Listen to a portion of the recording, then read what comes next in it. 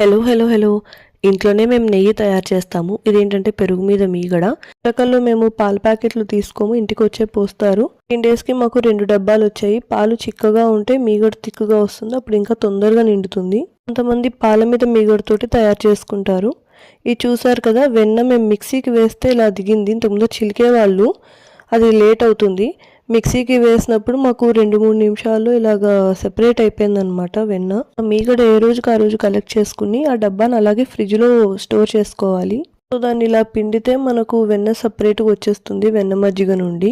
15-20 days అలా ఉంటుంది కాబట్టి మజ్జిగ అయితే పుల్లగా ఉంటుంది. మేము ఆ మజ్జిగనైతే పారబోసేస్తామన్నమాట. తర్వాత ఇలాగా మజ్జిగ పారబోసాక నీళ్ళు వేసుకుని ఒకసారి కడిగినట్టుగా చేయాలి.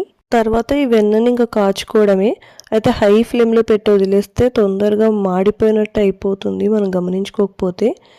ఇలాగా పొంగుతున్నట్టు అవుతుంది. అలా పొంగుతున్నప్పుడల్లా గరిటెతోటి కలుపుకోవాలి. చూసారు కదా, తర్వాత ఇలా దిగిపోయింది అండ్ కొంచెం కొంచెంగా కలర్ చేంజ్ అవుతూ ఉంటుంది. ఆ తర్వాత మనకి ఇలాగా పౌడర్ లాగా కనబడుతుంది అనమాట పైన. అప్పుడు మా ఇంట్లో ఫ్రిడ్జ్ ఉండేది కాదు, సో వెన్నని కొని తెచ్చేవాళ్ళు.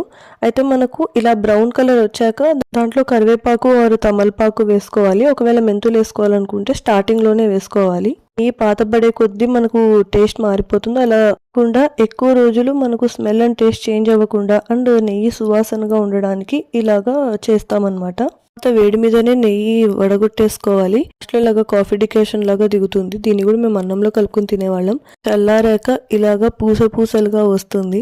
అంతే, నెయ్యి ఇలా తయారు చేసుకోవడమే. ఇప్పుడు తయారు చేసిన నెయ్యి అయితే చాలా టేస్టీగా ఉంటుంది. నేనైతే అలాగే నాగేస్తాను చేతిలో వేసుకుని.